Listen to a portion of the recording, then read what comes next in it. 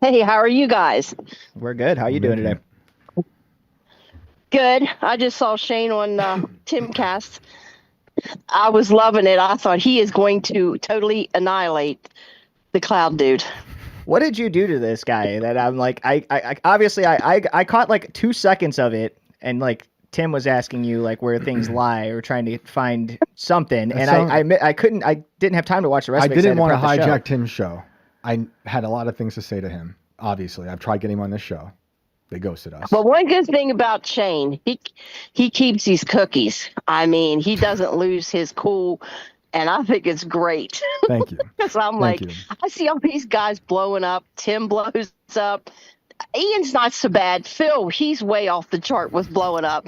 But Shane can always keep his cool. And I thought he is going to totally annihilate this cloud dude. Well, I hope it was okay. I was trying to be It was good. respectful, but I feel very deeply So about wait, that. this was a cloud guy as I've heard him he's referred to. He's the Rainmaker CEO, the guy we've had on here with the mullet. That was the dude that was on IRL? Yes. No. Yeah. I had no Joe idea Dirt. he was going to be on today, and then someone hit me I up didn't later know on, either. That's and crazy. I was like, "You got to be kidding me!"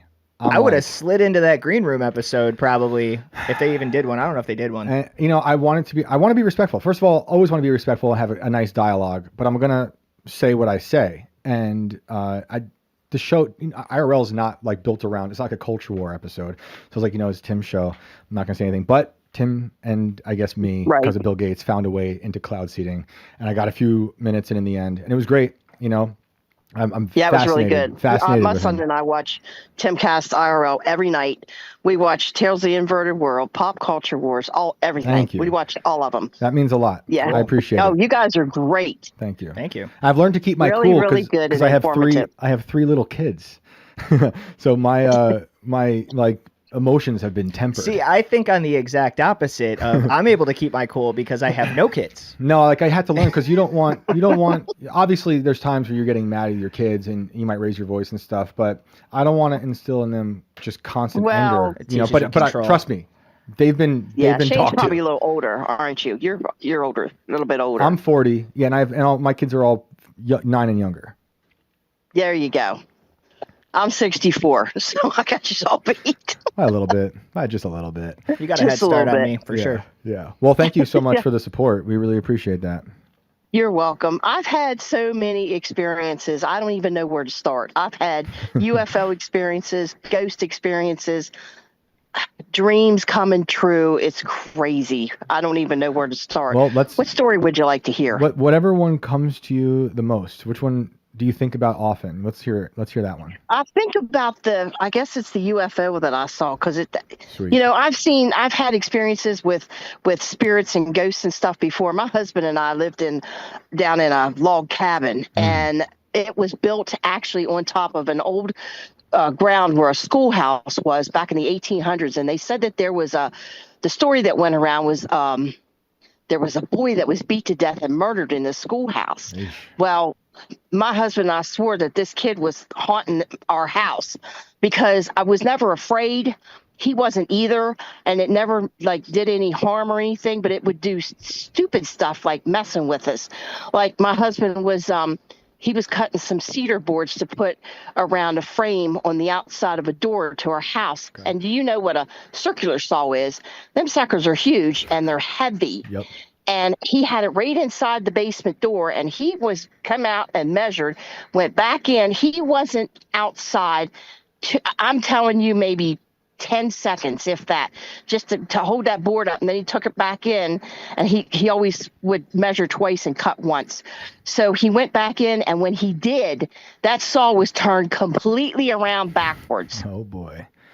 And he says, "Come here a minute." And I walked in, and I'm like, oh my God.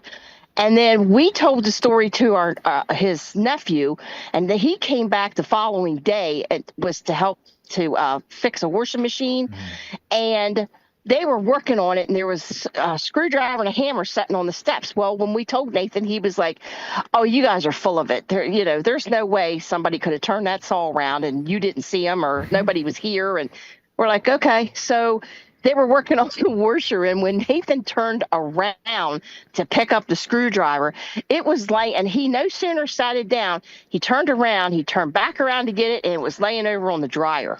What?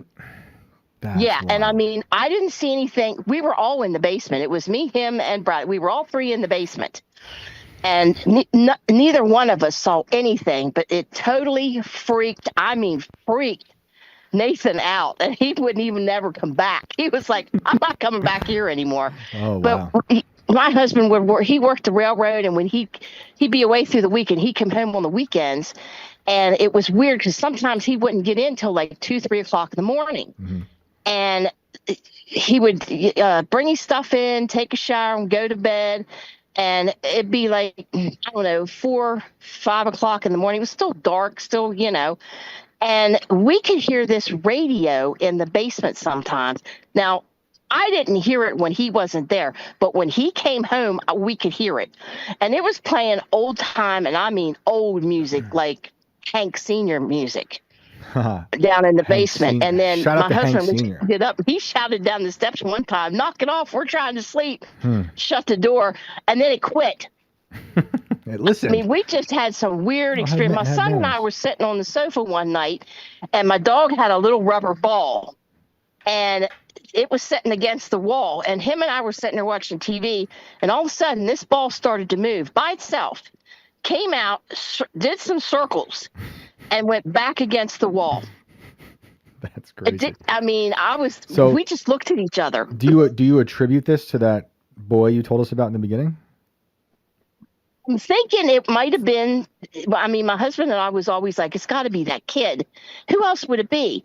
It's like somebody trying to mess with you, not wanting to hurt you or anything, but like playing tricks on you. Right.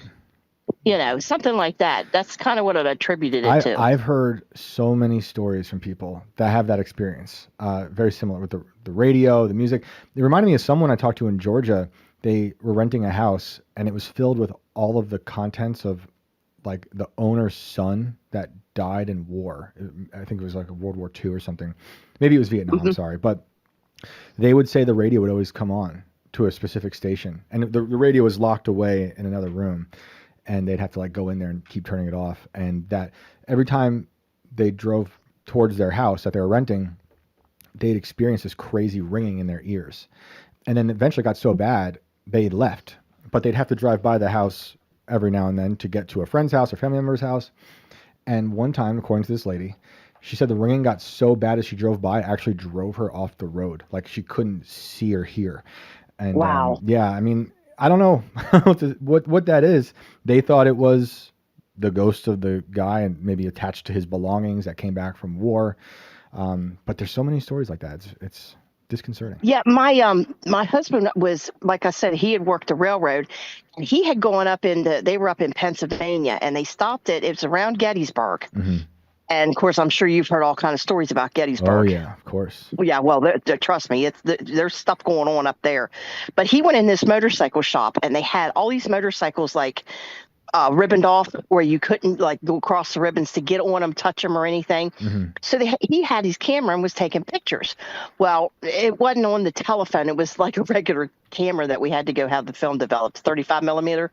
So he got the pictures developed, and when he did, there was one that it was a picture of the bike, and there was a foot down on the peg, and it looked like a uniform pants leg. Like the foot was actually bare. There was no shoes on it, had bruises on it, and up the leg was like like a uniform, like Confederate uniform. Okay. And it only manifested up to about the hip, but you could see that foot and that leg on that bike. On that picture, like somebody was like it was starting to manifest and didn't finish or something. Yeah. But they wouldn't, there was nobody there. That he said that they would not let you across into those bikes. You couldn't touch them or anything, but it showed up on film. Amazing. Yeah, I love that stuff. I don't know what to say it is, but there's something going on in the world that we just can't explain. I grew up next to a military base in West Point, New York. I was from Highland Falls, and that's an old place, and it's where Benedict Arnold, the turncoat, sold West Point to the British, basically, ran it into the ground. And there's just so many crazy war stories. weird deaths. Edgar Allan Poe was there as a cadet for like 2 years, so he got kicked out for being an alcoholic mess. Go figure.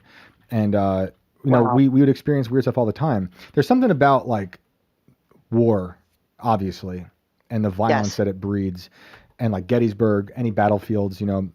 In West Virginia, we're Exactly. surrounded by battlefields, and there's just an energy to it. Maybe it's us projecting that energy to it, but there's some things you just can't like make sense of. Mm-hmm.